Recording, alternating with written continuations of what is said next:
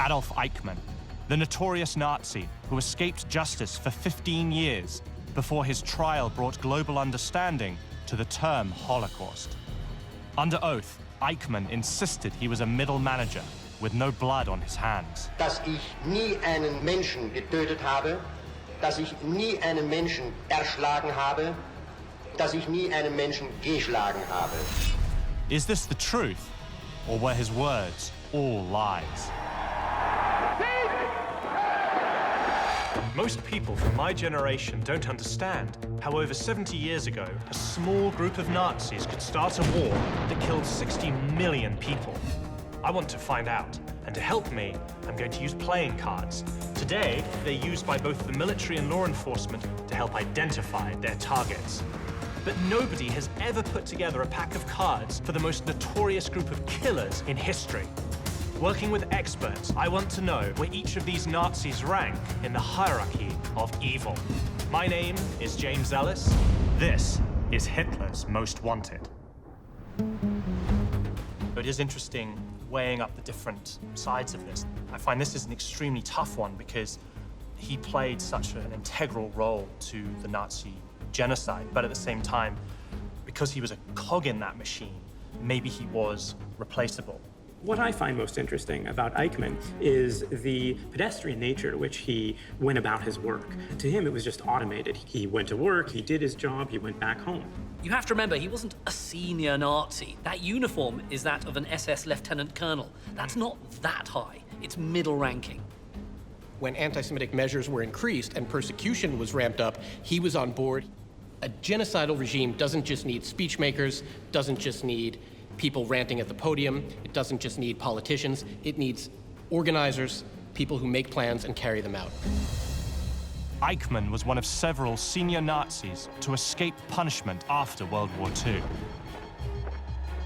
He vanished into thin air before being spotted in Argentina in the late 1950s. He was captured in secret and brought to Israel to face his accusers. His trial lasted for 4 months and was watched by millions around the world. Throughout, Eichmann claimed he was purely an administrator who played no direct part in the mass genocide his Nazi bosses carried out. I want to know if there is any truth to his defense, so I've come to Germany to start looking into Eichmann's story at a place that helped take him down. That's the map. Nearly every spot here is a crime scene. Wow. Jens Rommel is a prosecutor at the Central Office for the Investigation of National Socialist Crimes on the outskirts of Stuttgart. It's an amazing visual representation of the scale and scope of Nazi crimes. And it's only a part of the scale. So it must be a very daunting task for you then, because you've got all these crime scenes here, and you're trying to bring the people who are responsible for this to justice. It's an enormous task for a small office like ours. 70 years on, Jens and his team are still chasing down suspected war criminals from the Third Reich. They have identified some 28,000 war crime sites. But with many of the men and women under suspicion now in their 90s, time is running out. These crimes happened 7 decades ago, but your office is investigating these crimes today. Well, of course, these are historical events during World War II. But what we are doing are current investigations because the defendants, some of them, are still alive. And it's also important for the victims or their relatives. For them, that's a current issue. Let's move to the card index room. We have 1.7 million index cards with names, locations, and military units. 1.7 million? 1.7 million. More than 700,000 names of defendants or witnesses.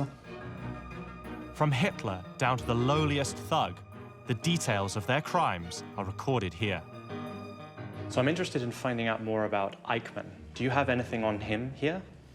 Well, there should be a file concerning him, but first we have to check on the index cards. That's his index card. You can see we have a lot of cards concerning him, 8 in total. 8 cards. Is that unusual? That's unusual because he was such a prominent figure responsible for a lot of victims. You have his personal data, Adolf Eichmann, and his actual position as the head of a unit in the Reichssicherheitshauptamt responsible for the killings and the robbery of Jewish citizens. But as a bureaucrat who spent the Second World War behind a desk, he wasn't well known among Nazi hunters when the conflict ended. In post-war Germany, the process of denazification undertaken by the Allies quickly became a lower priority than preparing for the coming conflict with the Soviet Union. So there was little appetite in post-war Germany to find and prosecute war criminals, especially those who weren't at the very top of the regime. This allowed Eichmann, along with many others, to slip through the net. It really blows my mind. Hundreds of thousands of people have blood on their hands, and some of them are still out there. Eichmann, however, was one of the highest profile escapees to be caught. The arrest brought to light his astonishing story. To find out more about how he got his start with Nazism, I'm heading 620 kilometers northeast to Germany's capital, Berlin.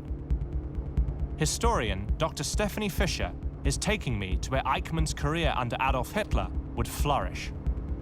He actually went to the same high school as Adolf Hitler, is that true? Yes. Really? Yeah, it seems to be kind of surprising for us, right? And we immediately start thinking, is there a connection? But it just doesn't seem that they met us. Yeah, it wasn't like it was a school notorious for, say, radicalizing people or anything like that. Not that we would know. Born in 1906, Eichmann is 17 years younger than Hitler, so their paths never crossed in the halls of their high school in Linz, Austria. Eichmann was a nondescript adult, and he had a nondescript childhood. He left vocational school without completing his course of study as a mechanic. He worked with his father, he worked as a sales clerk, incredibly nondescript and undistinguished. And do we know why Eichmann became so interested in right-wing politics?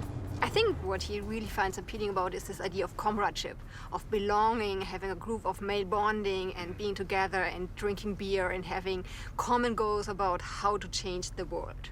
And part of it is, of course, anti-Semitism. So why was anti-Semitism part of his worldview? As crazy as it may sound to us today, it wasn't something very uncommon at the time. Like right after World War I, among leftists and rightists as well, we would have a high degree of anti-Semitism. It wasn't something unique to the Nazi movement at the time, but the Nazism they pushed it to a new degree. The Nazis' propaganda machine spouting Jewish conspiracies feeds right into Eichmann's pre-existing anti-Semitism. He joins the SS in 1932. In 1933, Eichmann was sent to Dachau for paramilitary training, and he wasn't very excited by it. He requested a transfer to the SD, the security service of the SS, and a transfer to Berlin. He was ambitious and he wanted to rise up in the party, but not through the military route. In Berlin, he is posted to the very center of Hitler's security apparatus. I actually have a picture of the original building. Oh, let's take a look. Yeah. So this is a photo of the building that was standing here before. Exactly. So this used to be the headquarters of the SS. The security service, SD, Gestapo. The SS was Hitler's security service, the Gestapo his secret police, and the SD the intelligence wing where Eichmann worked. The SD is going to become one of the most powerful organizations in the Third Reich.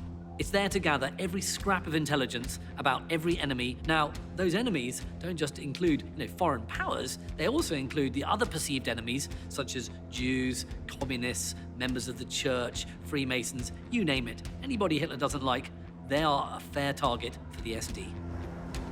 What were his responsibilities? He was very much involved in collecting data from Jews, but in particular in setting up emigration plans for how Jews should leave Germany. It's a major project. I mean, just think about it. This is where he proves to be a very good bureaucrat. The Nazis' first attempt at removing Jews from Germany involved racist, restrictive policies that pushed them to emigrate. Eichmann was given the task of coordinating this effort through the SD, and he dove headfirst into the job. Why is it that he is willing to work in an institution that is persecuting people? Like, why is it that he comes in, he gets a desk job, I understand that he wants to get away from the military service, but then he's persecuting Freemasons, and then he's persecuting Jews. Like, what is it about him that drives him to do that? We can only read the documents we have, and the documents show that he chose to work there, and it was not something forced on him. So he made a clear choice to work in this department that persecuted Jews. At his trial, Eichmann conceded that this was where he first honed his skills as an expert administrator, though remained adamant he was nothing more. Das waren meine inzwischen mir angelernten Fähigkeiten auf dem Gebiet des Auswanderungswesens. So konnte ich sehr wohl jene Zeit auf diesem Gebiet als Spezialist gelten. But the historical record proves there was much more to his story. In 1938, after Germany annexes Austria, Eichmann is posted to Vienna. He sets up the Central Office for Jewish Emigration and gets straight to work hounding the Jews in the country where he grew up. He was an expert in what we would call putting the squeeze on people. Eichmann took steps, especially in Vienna, to compel emigration, to make life for Jews so difficult and so unlivable, and to have the threat of terror hanging over them, that they would have no choice but to find some way to flee the country. Eichmann dreams up financial scams to seize Jewish property and freeze their assets. In May 1938, he boasts to his colleagues, "I have them completely in my hands. They dare not take one step without first consulting me." In just 1 year, Eichmann forces 100,000 Jews to leave Austria. It's an act no one should endure, not back then, nor today. Dass keiner freiwillig ihre Heimatland und wo man aufgewachsen ist und ihre Umgebung verlässt. I'm on a quest to figure out where Adolf Eichmann fits into Hitler's hierarchy of evil. I've come to Berlin, the city where Eichmann honed his skills overseeing the forced emigration of Jews from Europe. At his trial in 1961, Eichmann claimed he wasn't high enough in the chain of command to have any influence over what happened to them. Denn dazu war mein Dienstgrad zu klein und meine Dienststellung zu gering. But his success in pushing thousands of Jews out of Austria suggests otherwise. In fact, Eichmann and the Nazis were just getting started. Eichmann's role in the SD is to identify ways in which the Jews can be got rid of. What we're looking at is forced emigration, plunder of wealth and property. With Eichmann's help, from the mid-1930s onwards, Jews and other perceived enemies of the state were being persecuted to such a degree they had no choice but to leave their homelands, only to discover their situation became even worse. There was no place for Jewish refugees to go. Many countries' doors were closed to them. In one famous example, in May 1939, an ocean liner carrying some 900 Jewish refugees left Germany in search of a home. The St. Louis was denied entry to Cuba, the United States, and Canada, and forced to return to Europe. Over 250 passengers were later killed in concentration and death camps. I want to find out what fleeing that kind of tyranny feels like. Since the Second World War ended, Germany has become far more welcoming to refugees. How long have you lived in Germany? Ich bin seit mehr als 38 Jahren in Deutschland. And though I can't speak to those who were aboard the liner, I can speak to people who've endured similar torment. Ich bin ein Jahr nach iranischer Revolution. Hamid Nafzari is the director of Berlin's Society for Iranian Refugees, a group that supports newly arrived asylum seekers. Die neue politische Machthaber im Iran und neue politische Lage war für mich unerträglich. Ich konnte nicht mehr aushalten und deshalb bin ich mal rausgekommen. After the revolution in 1979, Iran devolved into totalitarian rule. Persecution of political opponents and minority groups became government policy. Just as Adolf Eichmann used the terror apparatus to push Jews out, Iran's leader, Ayatollah Khomeini, intimidated his people into submission. Many were forced to abandon the country of their birth. Why do refugees come to Germany? What conditions are they fleeing? Sehen sich gezwungen, ihre Heimat zu verlassen, sei es politisch, Hunger, keine wirtschaftliche oder Lebensperspektive, aber auch viele wegen ihrer Geschlecht, als Beispiel Frauen, Homosexuellen, als Beispiel Iraner, mehr wegen religiöser Diktatur, Unfreiheiten, Syrien, Bürgerkrieg. Wenn sie aus Afghanistan kommen, da haben die de facto keine Perspektive, entweder wenn sie aus Dörfern sind und so, werden die eventuell von Taliban und anderen Paramiliten. In 2015, more than 1 million refugees fleeing civil war, political persecution, and economic hardship flooded into Europe. In response, Germany opened its borders. How do you think Germany's history affects their attitude towards refugees? Ich glaube sehr viel in Bezug auf die Vergangenheit von Deutschland, sich verpflichtet fühlen, sich für die Minderheiten, für Flüchtlinge einzusetzen, dass keiner freiwillig ihr Heimatland und wo man aufgewachsen ist und ihre Umgebung verlässt. The kind of state-sanctioned persecution Hamid is describing resonates with Eichmann's work. In 1939, the Germans invaded Poland. This gives Eichmann an even greater challenge. It becomes increasingly obvious that the more territory you conquer, the more Jews are going to be under your control. So when the Nazis do march into Poland, suddenly they've got 3 million more Jews. Now, what are you going to do with them? Ever the problem solver, Eichmann's policies escalate from forced emigration to deportation. And one of his pet projects for what to do with the Jews was truly bizarre. If you want to get to the roots of basically crazy Nazi thinking, look no further than the Madagascar plan. Big island off the coast of Africa. Nazis look at the map and go, well, why don't we just dump the Jews there? Eichmann assembles a task force to plan mass deportations from Nazi-held Europe to the French colony. But the plans and practicality during wartime doomed it to failure. It's completely insane. There's no infrastructure there, and of course, it makes no sense. If you're going to dump a load of people on that island, well, actually, you might as well kill them. Someone makes that mental leap, and that's what's going to happen. This is a planned genocide through an industrialized mass murder program. It's deeply disturbing.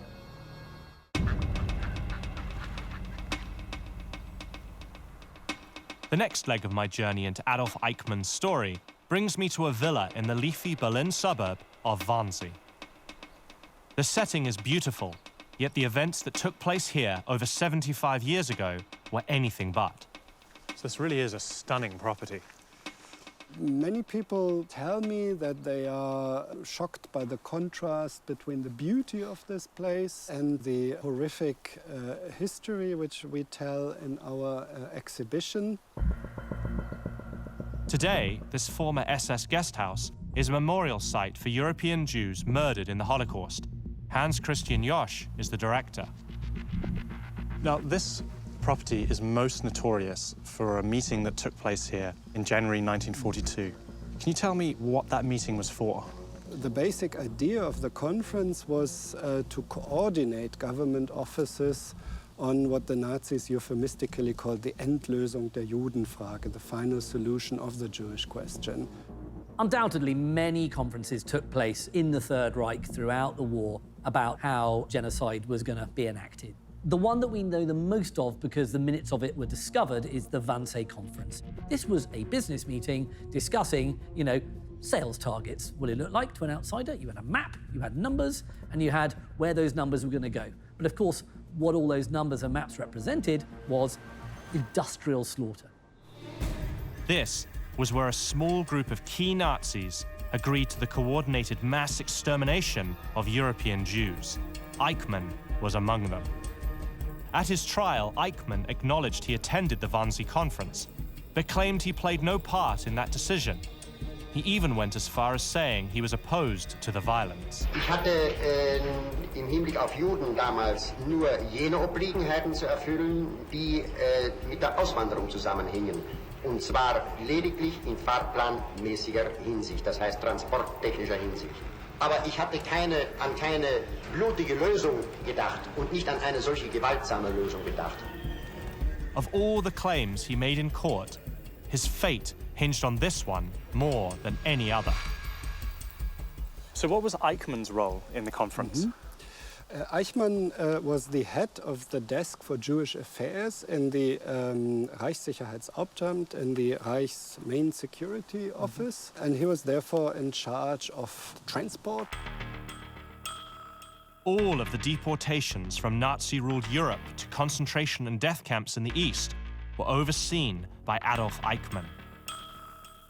What was it about him that gave him such an important role in the Nazi genocide? Eichmann took a lot of initiative, that he would actually interpret orders from his superiors very sort of flexible way, that he even had been reprimanded sometimes for being overzealous. Eichmann worked tirelessly to maximize the efficiency of the train timetables. The gas chambers at Auschwitz couldn't keep up with the number of people he was sending. By 1944, even with the Allies advancing on all fronts, Eichmann continued to wage his own war against the Jews. When the deportation of the Hungarian Jews started in spring 1944, he was actually overstepping Himmler's orders and sort of developed his own ambition in deporting as many Jews as possible. As the Third Reich begins to crumble, he forces thousands of Hungarian Jews to march to the camps. When Heinrich Himmler ordered a stop to the death marches, Eichmann disobeyed. Eichmann carried this out with great efficiency. He saw extermination as a task to be carried out, as a logistical problem. But we shouldn't forget, he saw it as a problem that he was happy to solve. He's an enforcer, he's an administrator, he is the man who makes the Holocaust happen. So it wasn't just a case that he was working in an office and overseeing or being involved in the genocide. It was something that he really was passionate about, that he saw it as his mission to try and eradicate the Jewish population of Europe. He wanted to kill as many Jews as possible. This was his war aim, basically. Inside is the evidence that tears apart Eichmann's defense. His own paper trail proves he was complicit in mass murder. It's really chilling to be actually looking at the documents, because Eichmann was the one that put these minutes together. It's a list of the number of Jews in Europe that the Nazis have identified. We know that they managed to exterminate 6 million Jews, but this list contains 11 million, and that's because they've taken into account England, Ireland, Spain, Turkey. It just sort of shows the scale of what they were planning. It's deeply disturbing, just revolting. Eichmann saw these people not as human, but as cattle, livestock being sent to the abattoir. The largest deportation in 1943 had 1,758 Jews on one train. 1,758 on one train. In my quest to determine Adolf Eichmann's place in Hitler's hierarchy, I've seen the evidence that proves he was complicit in genocide. Now, I want to know just how deep his commitment was to carrying it out. So where are we? We are at the train station of Grunewald, which is basically at Berlin's west end.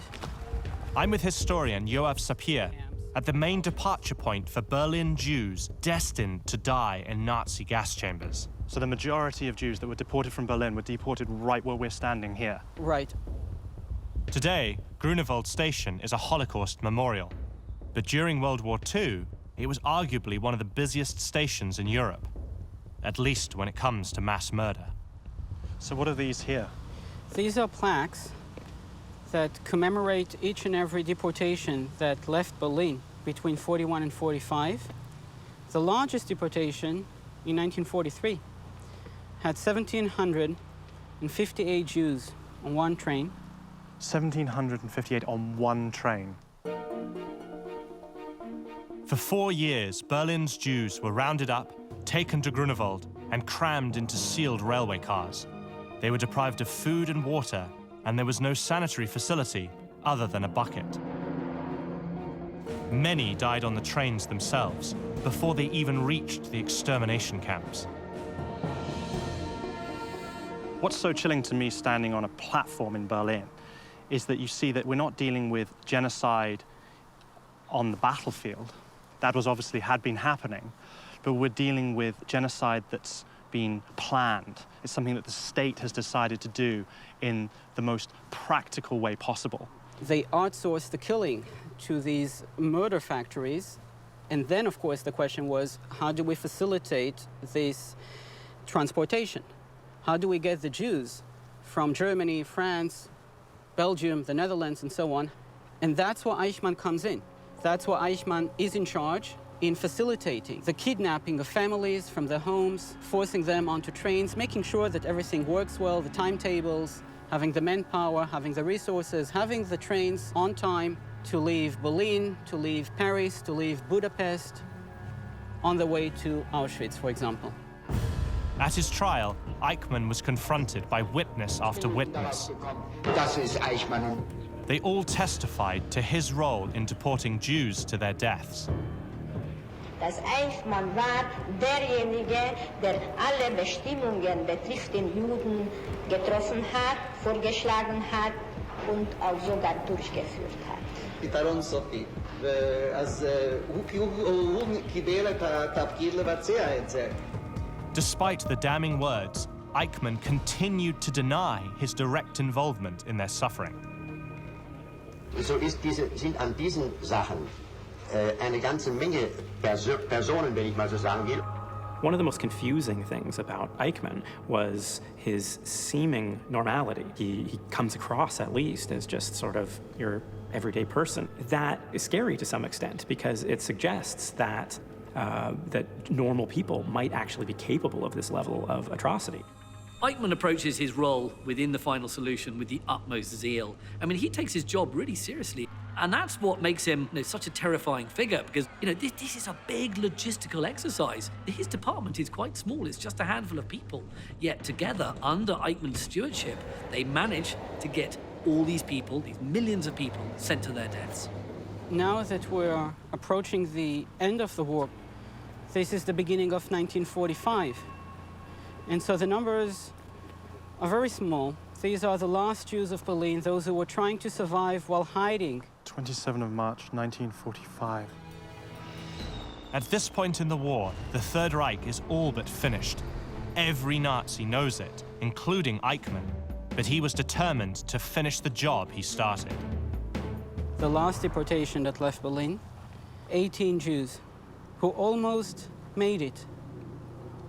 And then, in spite of everything, were still captured, and by fanatic Nazis, they were being deported right before the Soviets encircled Berlin. That's less than a month and a half before the end of the war in Europe.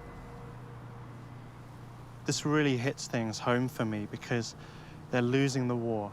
It's the final months of the war. They're about to lose it, and yet they are still deporting Jews to death camps. Indeed, they were losing the physical war, but for some Nazis, the war against the Jews was more important. Eichmann's profound commitment to the final solution is nowhere more apparent than on this abandoned train platform. But he'd soon find himself unemployed. The Germans surrendered in May 1945. Hitler was dead, and Germany lay in ruins. Millions of displaced people jammed the roads of Europe, desperately trying to get home. Hidden among them were Nazi fugitives in disguise, including Adolf Eichmann. After the defeat of Nazi Germany, Eichmann was actually briefly captured by the Americans, but he got away using a fake identity. For the final chapter in Eichmann's story, I'm turning to historian Tobias Freimüller. So we're in Spandau right now. Yes, this is the neighborhood of Spandau. He has the inside scoop on how Eichmann was finally brought to justice 15 years after the war ended. And it became clear that the man was not his uncle, but it was, in fact, Eichmann himself. I mean, that's just unbelievable. Adolf Eichmann was a war criminal who evaded justice for over a decade. He'd hoped to live out his days in Argentina, but his capture in May 1960 changed all that. For the final leg of my journey, I've met up with historian Tobias Freimüller to find out how Eichmann's arrest played out and the impact it had on our understanding of what the Nazis did. And this is actually the place where the synagogue was until it was destroyed in November 38. And what you see here is actually the names of the Jewish citizens of this neighborhood. So these are the names of people that were deported? Yes, exactly. When the war ends, Eichmann's name is not on the list of top Nazis that the Allies are trying to track down, is he? No, he's not.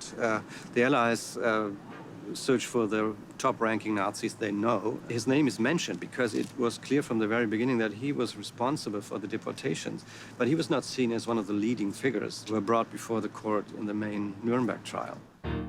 In Argentina, Eichmann lived under an alias, but his wife and children still carried his name. He spends, his days in Argentina drifting from menial job to menial job. He tries to make an Angora rabbit farm work. It doesn't work. He's working as a mechanic at a Mercedes-Benz factory. These aren't big jobs for a man who thinks, he deserves more. Eichmann coped with his lowly place in the world by bragging about his past to other fascists. He also gave extensive interviews to another former SS officer turned journalist. When he started giving these interviews in the 50s, the plan was to write a book and to publish a book where Eichmann would tell the truth about his history in the Third Reich, and he would publish it under his real name then. One second, in the 50s he was going to write a book and he was going to talk about what he did and publish it.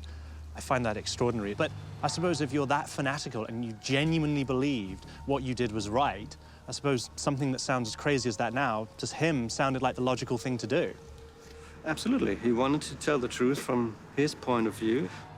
But it would be Eichmann's twisted version of the truth, no one else's. And these memoirs were never published. So how was Eichmann ultimately apprehended? It was in '57 when Fritz Bauer received a letter. Fritz Bauer was the state prosecutor of the state of Hesse, and he was known as one of the very few people in the judiciary in West Germany who would really fight for the prosecution of Nazi crimes. So he received a letter from Buenos Aires. That letter was written by a Jew who'd escaped Nazi Germany in 1938. He'd just learned about his daughter's new boyfriend. This new boyfriend turned out to be Klaus Eichmann, and it became clear that the man who lived with Klaus was not his uncle, but it was, in fact, Eichmann himself. I mean, that's just unbelievable. Fritz Bauer passed the tip on to Mossad, the Israeli Secret Service. During a daring operation in May 1960, agents kidnapped Eichmann from a Buenos Aires suburb and smuggled him back to Israel to stand trial. It was a very, very special case. The trial in Jerusalem found a very huge echo in the media worldwide. It was the first trial at all who had such a focus on the Holocaust. Eichmann's trial was watched by millions. The horrors inflicted on the Jews by the Nazis shocked the world. Mein Bruder ist schon in Theresienstadt gestorben und meinen Sohn haben sie geführt nach Auschwitz. We walked for 24 hours without food, and those who could not carry on were shot. ראיתי ילדים מובלים להריגה. פעם אחת באו אנשי SS. SS men arrived one morning and took the child away with them. Later, I learned that the child was thrown into the fire. Until that point, I don't think that the world at large really knew what had happened. They knew there had been atrocities, they knew there had been killings, but they hadn't realized that the Holocaust, and it wasn't really called the Holocaust at this point, was actually this genocidal act. You had survivors telling their stories in front of a global audience, and really for the first time, bringing narratives of the Holocaust and the systemic nature of persecution and genocide together in one place. To have this laid out so clearly and to hear the testimonies and to see Eichmann in this glass box made a huge impression, especially on the younger generation, of course, who heard for the first time really what was the real nature of the Nazi crimes. I think it's at the Eichmann trial where people really start to appreciate the mechanics and the machinery of the genocide. They realize that this isn't just something that just took place on a whim in camps. This was something that was organized, it was designed, it was literally built. Trains and timetables were literally drawn up, and people who were doing it were men like Eichmann. The trial inspired Jews around the world to recall their own experiences of persecution and loss under the Nazis. It renewed calls for action to hunt down war criminals still on the run. It also forced Germans to confront their past. So the German society had to learn that responsibility was to be found everywhere, within every bureaucratic system, within every family, and every soldier who took part in the war in the East had seen and properly done terrible things. And this took decades in Germany to really get through. So the Eichmann's trial really opened up this period of understanding and taking responsibility for the atrocities that Germany had committed, and not just brush it under the carpet and say, oh, you know, Hitler and a few other guys were the people who did it all. Absolutely. What does Eichmann's performance at the trial tell us about him? Well, it tells us pretty much everything that we know about him, finally, because there he was again and again making the argument that he only followed instructions, that he had to do what he did. Eichmann played a fictitious role at that trial. He made himself out to be the little man. He made himself out to be the cog in the machine. He made himself out to be just the type of bureaucrat that all governments and indeed all dictatorships need if they are to function. But everyone else in the courtroom saw right through him. We know that he was very convinced of what he did. And until the very end of the war, he still tried to keep up the deportations, even if it was pretty clear that the war was lost. Eichmann was found guilty on all charges and sentenced to die. He was hanged on May 31st, 1962. A coward to the end, he never once expressed remorse for his complicity in the murder of millions during the Second World War. Now it's time for me to figure out where this Nazi bureaucrat fits into Hitler's hierarchy. Eichmann gets as close as I can imagine anyone getting to pure evil. My travels to Germany have given me a much clearer picture of Adolf Eichmann's role in the Holocaust. Now it's up to us to find out where he fits in the hierarchy of evil. Using our unique system of playing cards, I want to determine where Eichmann ranks among Hitler's most wanted. So what was it about his character and abilities that gave him such an important role in the Holocaust? You know what he was? He was good at logistics, he was good at organization, and he was good at following where those lines led to their most cruel and horrible conclusions without batting an eye. Well, I think the thing about Eichmann that I notice is how bureaucratic he was, how administrative he was. Or at least he tries to portray himself in that way, as a quite normal person just going about his business. And that was certainly how he portrayed himself in the dock in Jerusalem in the 1960s. Well, what you have to remember about Eichmann is that he was a Gestapo officer, and he had an enormous amount of power in determining the mechanics of the Holocaust. He's sometimes called the architect of the Holocaust. I think that maybe some other characters were actually deserve that epithet. But what he did do was he helped manage it, and he managed it very, very fervently. Eichmann's bureaucratic diligence wasn't just about following orders. To him, his job was everything, and he relished in the administration of terror. Eichmann was there right from the very beginning. He was up there, exploring the options, whether all the Jews should be deported to Madagascar, and ultimately as to where they should be murdered. And when the Nazis escalated from persecution to mass murder, he went to great lengths to keep the mechanics of genocide running smoothly. The place that really struck me was Grunewald train station in Berlin, and this is where a large number of Berlin Jews were deported to the east to be murdered. And Eichmann was responsible for those deportations. But the thing that was most disturbing about that place was learning that those deportations were happening right up until the final weeks of the war. It was not incidental. They were diverting resources to it. And at the very end of the war, they ramped up the extermination in order to make sure there wouldn't be any witnesses. In Argentina, Eichmann cavorted with ex-Nazis and would-be Nazis and was quite proud of what he'd accomplished. He bragged about how many Jews he was able to deport to extermination. You're absolutely right. And he actually said once, I will jump into my grave laughing that I killed 6 million Jews. You know, this was not a man who was in any way ashamed of what he had done.